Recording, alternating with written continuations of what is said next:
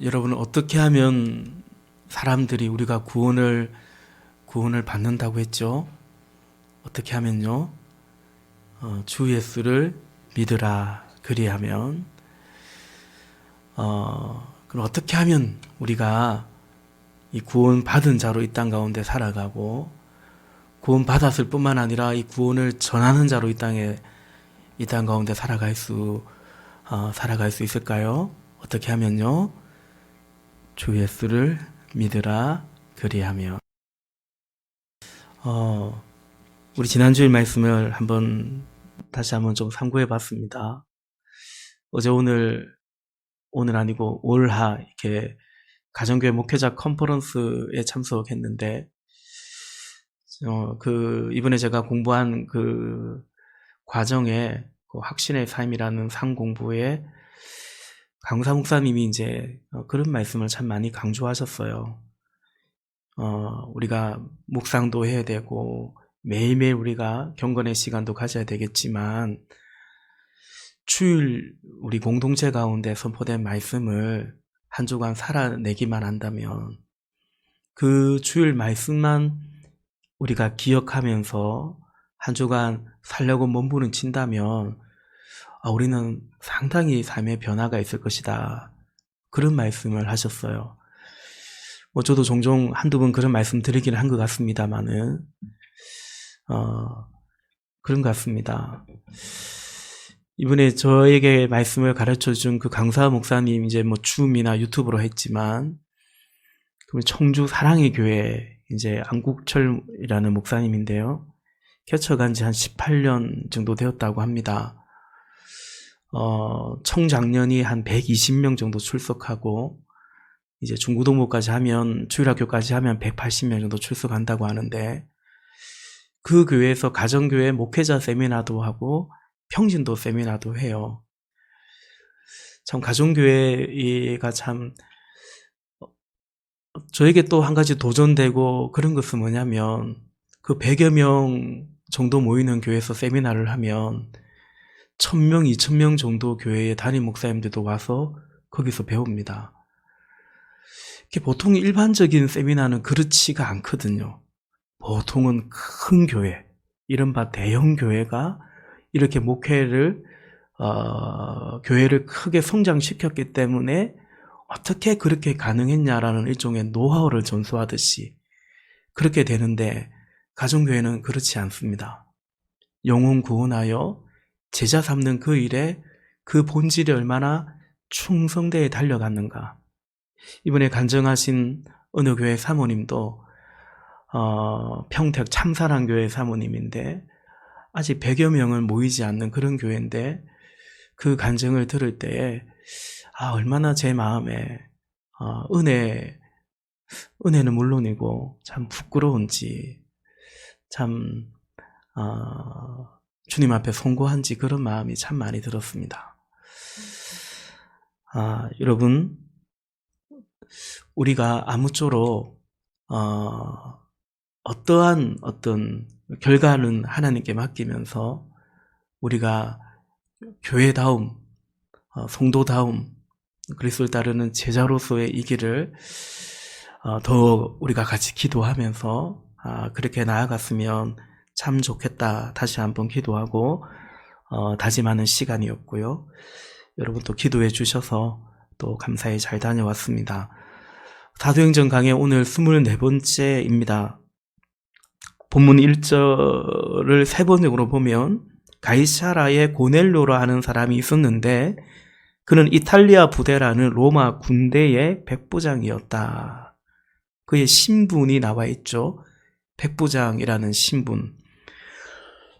그가 속한 곳은 로마 군대고 이탈리아 부대, 그 출신 사람들의 부대.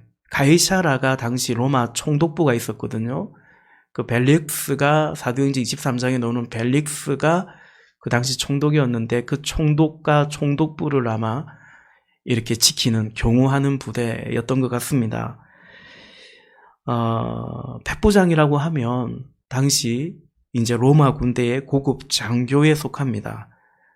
그러나 유대인의 관점으로 볼 때 그의 혈통은, 종교적 혈통은 이방인인 거죠.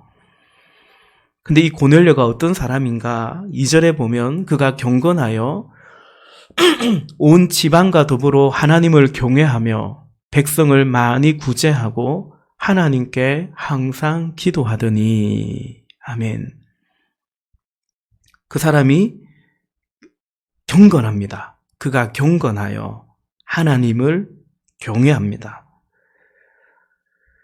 그래서 백성을 많이 구제하고 또 하나님께 항상 기도합니다. 오늘 2절에 이제 이 사도행전의 저자인 누가의 기록이고 진술인데요. 고넬료가 그렇다, 이렇게 하나님을 경외하는 경건한 사람이었다라는 것은 다만 본문 2절에 누가만의 진술에 그치지 않죠. 이 사도행전 10장 22절을 보면 이제 그 고넬료의 종과 또 부하가 베드로에게 찾아가서 베드로를 만나서 베드로에게 하는 말, 대답이거든요. 그들이 대답하되, 이 그들이 종과 부하입니다. 고넬료의 종과 부하인데, 그들이 대답하되 백부장은, 우리 주인, 우리 상관인 이 백부장 고넬료는 의인이요 하나님을 경외하는 사람이라 유대 온 족속이 칭찬하더니, 그렇게 말합니다. 그러니까 고넬료는 아랫사람들에게도 이렇게 인정받는 그런 사람이었다라는 거죠. 뿐만 아니라 유대 온 족속이 당시 그 점령군의 장교인 이 고넬료를, 그 점령군의 지배를 받고 있는 식민지 백성이었던 유대 족속이 그렇게 이 고넬료라는 백부장을 칭찬했다라는 것이죠. 그처럼 고넬료는 하나님을 경외한 경건한 사람이었습니다. 제가 이렇게 말씀드리면서 자연스럽게 경건이란 무엇인가라고 같이 말씀을 나누는 거죠. 뿐만 아니라 2절에 보면 그가 경건하여, 본문 2절에 보면 온 집안과 더불어 하나님을 경외하며, 그렇게 말씀합니다. 그러니까 그의 가족과 그의 자녀로부터, 온 집안 사람들로부터 인정받는, 존중받고 존경받는 그런 어떤 신앙, 또 경건이었다라는 것입니다. 어쩌면 가장 확실한 거죠. 가족이 인정하는 신앙이고 경건이었기 때문입니다. 그러니 하나님이 이 고넬료를 어떻게 보겠습니까? 오늘 본문 4절에 보면 결정적으로 고넬료에 대해서 하나님도 말씀하시죠. 본문 4절에 천사가 이르되 내 기도와 구제가 하나님 앞에 상달되어 기억하신 바가 되었으니, 그러니까 천사가, 다시 말해 하나님이 인정하는 고넬료, 주를 경외하는 경건한 그런 신앙이었다라는 것입니다. 여러분, 오늘 본문의 이 고넬료를 우리가 같이 보면서 경건이란 무엇인지, 그리고 경건한 자의 특징, 경건한 삶의 특징은 무엇인지, 나가 하나님께서 기뻐하시는 참된 경건이란 어떤 것인지 우리가 좀 함께 잠시 보기를 원합니다. 그리하여서 결국 우리 또한 이런 신앙, 이런 경건의 삶을, 그런 열매를 맺어가기를 사모하는 그런 시간이 될 수 있기를 바랍니다. 누가 경건한가? 이 경건은 달리 말하면 이제 거룩함이죠. 누가 거룩하신가? 하나님이죠. 예수님이죠. 그래서 성경에서 경건이란 하나님의, 또 우리 주 예수 그리스도의 그 신의 성품에 참여하는 것을, 그 하나님의 그 성품을 닮아가는 것을 곧 경건이라고 성경은 증거합니다. 어떤 의무감에서 이루어지는 행위가 경건이 아니라 우리 안에 계시는 내주하시는 그리스도로 말미암은 하나의 자연스러운 미덕이고, 또 그런 우리의 경건을 통해서 마침내 다름 아닌 그리스도가 드러나게 되는 것이 경건입니다. 그러므로 우리가 경건하게 살고자 할 때에 하나님, 내가 고넬로처럼 경건하게 살기를 원합니다. 그렇게 변화되기 원합니다. 그것을 우리가 원하고 마땅히 또 그렇게 기도해야 될 터인데요. 근데 사실은 하나님, 내가 경건하게 살기를, 그렇게 변화되기 원합니다 라는 그 기도는 내주하시는 그리스도, 그분이 드러나는 것이거든요. 그래서 경건하게 살기를 원한다면 예수님, 내 삶의 주인 되어 주세요. 나를 다스려 주세요. 그 고백과 그 간절함이 있어야 됩니다. 다른 말로 하면 성령으로 충만하게 해주세요. 바로 그 사모함이 있어야 되는 것입니다. 여러분, 이 돌아오는 주일이 성령 강림 주일입니다. 여러분, 성령 충만의 열매는 곧 경건입니다. 근데 그것은, 성령 충만이라는 것은 뭐냐면 예수님이 나를 다스리는 거죠. 예수님이 나의 신앙 고백으로서 주님일 뿐만 아니라 예수님이 나의 삶의 실제적인 주님이 되는, 그것이 다른 말로 성령 충만입니다. 또 그렇게 살아가는 삶이 곧 하나님의 통치, 하나님 나라로 이 땅에 살아가는 것이고요. 그러므로 여러분, 경건을 사모하지 않는 성령 충만 혹은 갈망은, 또 예수님이 내 삶의 주인 되시기를 그런 것을 염두하고 갈망하지 않은 채로 성령의 충만함을 구한다라는 것은 성령에 대한 오해죠. 아니, 성령에 대한 오해를 넘어 왜곡입니다. 그것을 그대로 가진 채로 성령 충만을 빙자해서 사실은 자기의 욕망이 이루어지기를, 자기의 소원을 비는, 오늘 초파일인데 자기의 소원을 누군가는 절에 가서 비는 거예요. 저는 중학교 때까지 어머니 따라서 초파일 되면 이 절 저 절 다니면서 그렇게 연등 달았더랬습니다. 그러니까요. 그러니까 우리가 자기의 소원, 자기의 욕망을 누군가는 절에 가서 어떤 부처님의 자비라고 할까요? 그런 어떤 영험함을 빌어서 힘입어서 이루어보고자 한다면, 근데 어떤 사람은 또 이렇게 교회에 와서 성령을 힘입어서 성령의 도우심을 덧입어서 그런 자기의 소망과 욕망을 이루려고 한다면, 그건 여러분 성령을 구함이 아니라 종교적 주술에 불과한 것입니다. 성령을 부르짖고 있지만 사실상 걸어가신 영이신 성령을 모독하는 것과 같은 것입니다. 여러분, 참된 경건에 오늘 두 가지 특징만을 말씀드리고 싶습니다. 오늘 본문에서 제가 묵상하면서 좀 나누고 싶은데요. 성경이 물론 경건에서 성경 곳곳에서 많은 말씀이 있습니다만은, 참된 경건 첫 번째, 그 초점이 철저히 하나님께로 향한다라는 것입니다. 그 초점이요. 그것이 경건입니다. 오늘 고넬료가 그가 경건하여 하나님을 경외하고요, 그리고 백성을 구제합니다. 또 하나님께는 기도합니다. 기도는 하나님께 하는 거죠. 그럼 구제는 누구에게 하는 것입니까?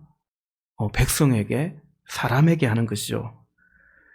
거기까지가 경건이라는 거예요. 하나님이 향한 기도만이 아니라 내 옆에 있는 가난한 자들을 외면하지 않는, 그들을 구제하는, 여러분, 구제한다라는 것은 내 것을 포기하는 것이거든요.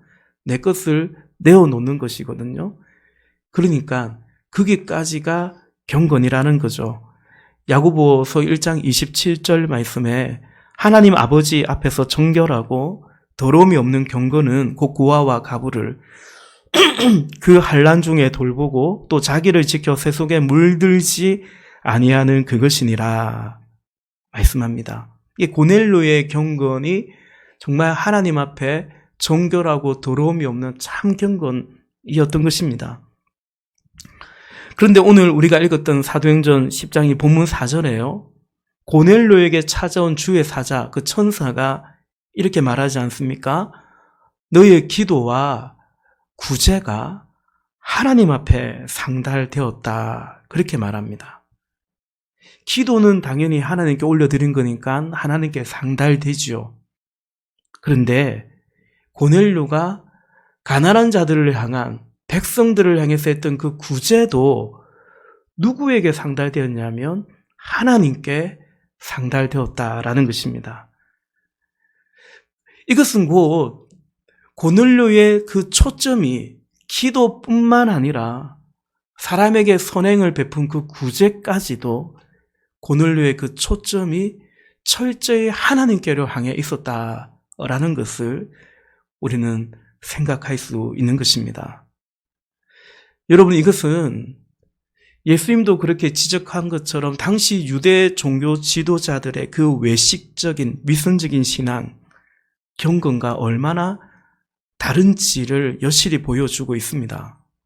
우리가 잘 알듯이 마태복음 6장에서 예수님께서는 그 바리새인으로 대표되는 그 당시의 종교 지도자들이 구제할 때도 사람에게 보이려고 했고, 심지어 기도도 하나님이 아닌 사람에게 보이려고 했다라고 마태복음 6장에서 말씀했지 않습니까?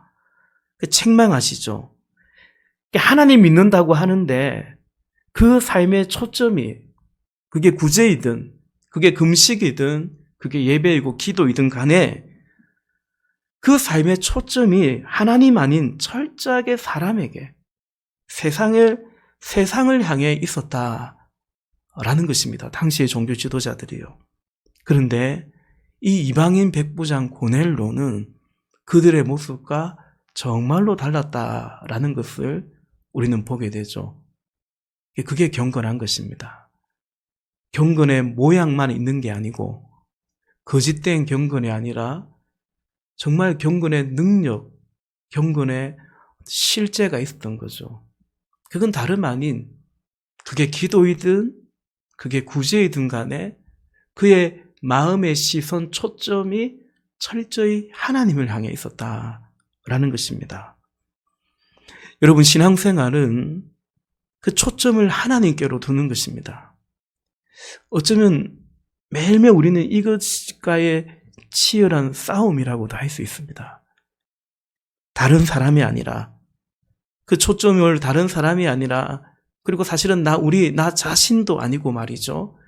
우리의 시선과 초점을 하나님께로 향할 수 있느냐. 이게 이제 신앙의 승부의 관건과도 같습니다. 초점을 나에게 두면요, 우리는 자연스럽게 나에게 유익한 거, 나에게 유리한 거, 내가 은혜 받는 것, 여기에 치중할 수밖에 없습니다. 그러나 초점을 하나님께로 두면 하나님이 원하시는 것은 무엇인가? 하나님이 기뻐하시는 것은 무엇인가? 에베소서에서 말씀하고 있는 것처럼 주를 기쁘시게 할 것이 무엇인가 생각하게 되는 거죠. 형제자매 여러분, 우리 그런 생각을 얼마나 하는지, 아침에 눈을 뜨면 어떻게 이 하루 하나님을 기쁘시게 할까? 하나님 원하시는 것은 무엇일까? 여러분, 그런 어떤 초점으로 말씀을 볼 때, 그런 초점으로 기도를 할 때, 예배를 드릴 때, 그게 하나님과의 교제가 됩니다. 새벽에도 그런 말씀 드렸지만. 근데 초점을 자신에게로 향한 채로 묵상을 해요. 기도를 해요. 예배를 드려요. 하나님과의 깊은 그 교제가 잘 일어나지 않습니다. 그러면 이제 경건으로 살아가는 이 신앙의 열매를 맺어가기가 쉽지 않은 것 같습니다. 여러분, 우리의 초점을 하나님께로 향하는 것, 거기로부터 우리의 삶의 변화는 시작될 수 있는 것 같습니다. 그렇게 초점이 변할 때 영적인 습관이 형성되기 시작합니다. 영적인 습관이요. 그리고 그 습관이 형성되고 또 우리 삶의 습관이 변해야 결국 삶이 변해가는 거죠. 종종 말씀드리지만 사람들은 은혜를 받아도요, 말씀을 듣고 깨달아도 그냥 살던 대로 삽니다. 살던 대로. 왜냐하면 이미 익어버린 삶의 습관이 굉장히 많기 때문입니다. 죄송한 말씀이지만, 이게 죄송한 말인지 모르겠지만 죄송한 말씀이지만, 은혜는 받고자 하는데 내 삶의 변화에 대한 어떤 결단은 예배에 참석할 때부터 거기까지는 잘 생각하지 않는 거죠. 또 죄송한 말씀이지만, 그래서 거기까지를 자꾸 말하면 싫어합니다. 그냥 은혜만 받게 해달라고. 지금 설교자로서의 저의 고민은 늘 그렇습니다. 제가 설교를 잘 못하는 것도 고민이지만, 그리고 오늘날 좀 큰 교회라고 생각하는 사람들이 많이 부흥된다고 생각하는 교회 목사님들의 설교를 들어보면 참 건방진 말인지 모르겠지만 딱 그냥 거기입니다. 은혜를 줍니다. 은혜를. 근데 삶의 변화에 대해서 말하지 않습니다. 삶의 변화에 대해서 거의 말하지 않는 것 같아요.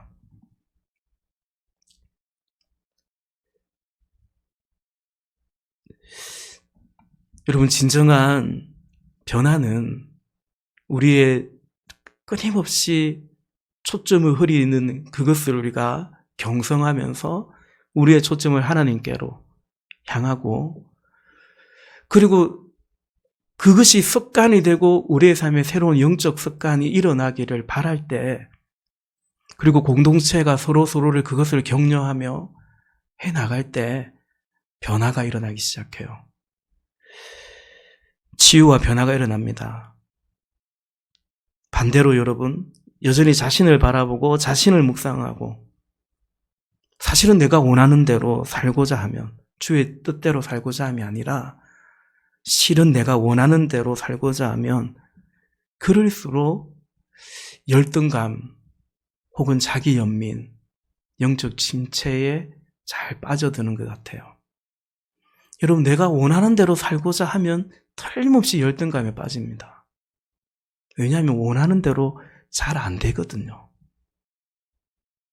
그러니까 자꾸 나는 실패한 것 같고 패배한 것 같고 뭐 하나 이루어지는 것도 없는 것 같고 젠장.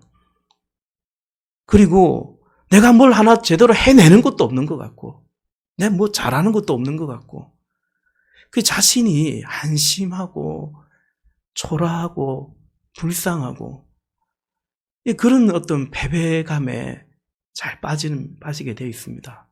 초점을 자신의 거래로 향하면 그렇습니다. 그러니까 여러분, 우리의 시선을 십자가, 어떤 신앙에 무슨 왕도가 없습니다. 우리의 시선을 십자가로 하나님께로 향하는 거죠. 그러면 은혜가, 그러니까 복음의 은혜가 우리 안에 다시 깨달아지는 거죠. 새로워지는 것입니다. 그리고 그 십자가 안에서 자신을 발견하는 거죠. 그리고 그것이 우리의 삶의 어떤 신앙의 태도가 되고 영적인 습관이 될 때, 변화가, 어떤 변화요? 경건하게 사는 변화가 일어납니다. 은혜는 받고자 하는데 삶의 변화, 특히 습관의 변화를 꾀하지 않는 것이 오늘날 많은 그리스도인들의 모습이 아닌가 싶습니다. 그러면요, 신앙생활이 지칩니다. 그러다가 은혜에 문제가 있다고 생각합니다. 그러니까 이 은혜에 문제가 있다. 그러니 또 다른 은혜를 향해서 시선을, 발걸음을 옮겨도 봅니다. 요즘 얼마나 쉽습니까? 얼마나 또 다른 은혜를 받기가 좋습니까? 인터넷만 해도, 유튜브만 해도 얼마나 많습니까? 근데 여러분,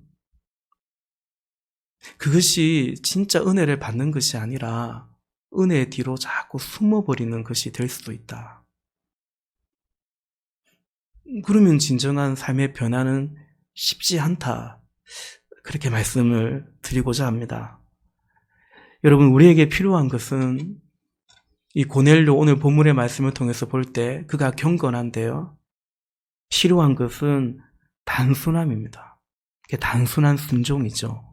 본문 5절 볼까요?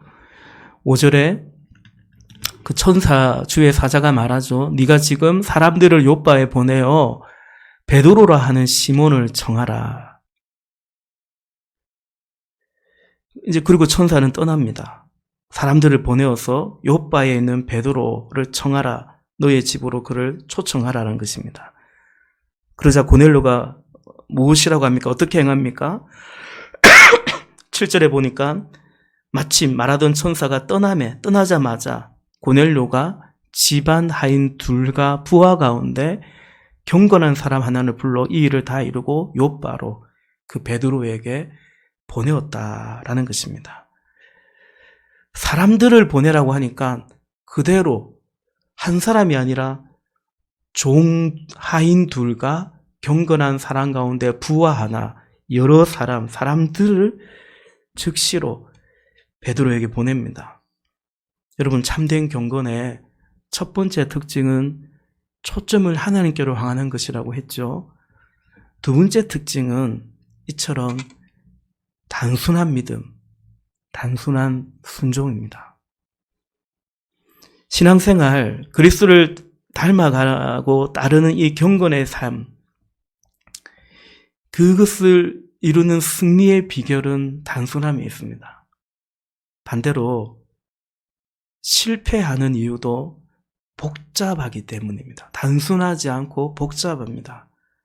근데 여러분, 사실 우리 삶이 단순하기가 쉽지 않습니다. 이 세상이 얼마나 복잡합니까? 세상이 복잡한 만큼이나 우리 마음과 생각도 얼마나 복잡합니까? 같은 말씀인데요. 그래서 다시금 초점이 중요합니다. 초점이 분산되면 단순하기가 참 어렵죠. 예컨대 말씀을 봅니다. 말씀을 듣습니다. 말씀을 딱 볼 때는 그래, 이 말씀이 생명이지, 진리지, 오늘 나에게 주시는 주의 말씀이지. 그랬다가도 지금의 현실을 보죠. 어떤 여건을 보죠. 나 자신을 보죠. 그런 등등의 다른 것을 바라보면 어느새 말씀이 그런 줄로 알면 그런 줄로 알고, 말씀이 아니라고 하면 아닌 줄로 아는 그런 단순한 믿음을 놓쳐버리기가 쉬운 것 같습니다. 복잡해지니까 단순해질 수가 없는 거죠. 그러면 고넬료처럼 단순하게, 경건하게 순종하는 것은 어렵죠. 여러분, 경건은 요즘 계속 그런 말씀 드리는 것 같은데요. 경건은 곧 경건하지 않은 이 세상에 대한 도전이죠. 그렇지 않습니까? 이 세상이 경건합니까? 우린 이 세상에 살아가는데 경건하지 않은 이 세상에 살아가면서 경건하게 살고자 한다라는 것은 다른 의미로는 이 세상에 대한 도전이요, 저항을 내포하는 것입니다. 디모데후서 3장 12절 말씀에 무릇 누구든지란 뜻입니다. 그리스도 예수 안에서 경건하게 살고자 하는 자는 박해를 받으리라. 우리가 경건한 삶을 살아가겠다, 그리스도를 닮아가고 따라가겠다라는 것은 사실은 이것까지 포함되는 것입니다. 여기까지를 선택하는 거죠. 박해를 받으리라. 쉽지 않을 것이다. 고난을 받으리라. 그러니까 지난주에 그런 말씀 드렸지 않습니까? 고난을 받는 것이기도 하지만 선택하는 것이라고요. 그렇죠? 말씀을 맺겠습니다. 여러분, 신앙생활은 하나님과의 관계입니다. 하나님과의 관계에서 참으로 중요한 것은 제가 지난주 기도원 가서도 계속 주님이 제 안에 말씀하신 것은 그런 부분인 것 같아요. 기본기입니다. 기본기. 하나님과의 관계에서 참으로 중요한 것은 기본기입니다. 말씀이 그렇다고 하면 그대로 믿고, 그리고 내가 이것밖에 안 된다는 것을 인정하고, 그리고 다른 사람들도 그렇게 좀 인정하고 바라봐주고, 근데 그게 또 안 된다는 것도 인정하고, 그래서 하나님 앞에 천부여지옵소서 손 들고 옵니다. 엎드리는 거죠. 내가 뭔가를 새로운 것을 더 배우고, 물론 우리가 늘 배우는 자세는 필요하지만 그게 아니라, 새로운 것을 찾는 것이 아니라, 여러분, 기본기가 곧 우리 신앙의 하나님과의 관계의 생명이죠. 그리고 실제인 것 같습니다. 인생에 있어서 진짜 중요한 것은, 살아가면서 배워야 될 것은 유치원에서 거의 다 배운다, 그런 책도 있고 그런 말도 있지 않습니까? 운동선수들이요, 예컨대 야구 선수들이 그 메이저리그나 이런 세계에서 제일 야구 잘하는 사람들 아닙니까? 그 사람들이 경기 전에 몸을 풀거든요. 한 2시간 전부터 나와서 몸을 풉니다. 그때 무슨 전술 훈련 이런 거 하지 않습니다. 투수는 투수대로, 야수는 야수대로, 타자는 타자대로 다 기본기 훈련합니다. 보면 그렇습니다. 제가 이전에 야구 좋아할 때 일부러 1시간 정도 전에 야구장, 부산에 그 사직구장 가면 그냥 캐치볼 하고 있습니다. 캐치볼 하고 있습니다. 그냥 코치가 이렇게 땅볼 쳐주면 내야수는 그거 받아서 그냥 던지는 훈련합니다. 가장 기본적인 거. 그리고 그 이전에 오히려 1시간 전부터는 뭐 하냐면 스트레칭 하죠. 스트레칭. 몸을 만들어야 되니까요. 뭐 대단한 것이 하지 않고, 그러나 그 기본기에 충실한 그 선수들이 프로죠. 메이저리그의 선수들인 것입니다. 신앙도 그렇습니다.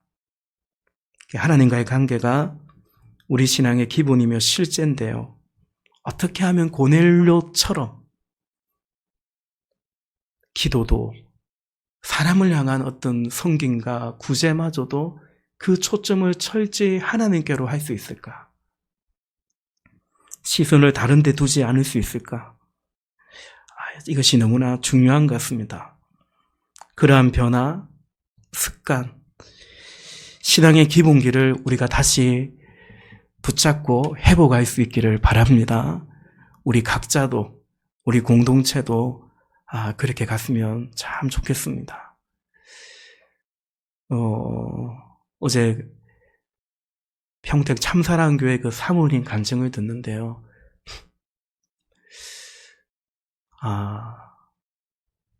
솔직히 어떤 마음이 들었냐면, 목회를 얼마나 잘하고, 얼마나 교회를 부흥시키고, 또 얼마나 그분이 설교를 잘하고, 성경을 잘 가르치고, 또 구령의 열정이 얼마나 했고, 그 차이가 아니구나. 참 부끄러운 것은 뭐냐면요, 하나님을 사랑하는 것이 다르구나. 그걸 제가 느꼈습니다. 저 사모님이 하나님을 사랑하는 것과, 내가 하나님을 사랑하는 것과 참 부끄럽지만 다르구나. 어떻게 저렇게 할 수 있을까? 하나님을 그만큼 사랑하기 때문에 가능하겠구나. 그 생각이 듭니다. 여러분, 우리가 다른 기도를 더 해야 되고, 무엇인가 더 섬겨야 되고, 아니에요.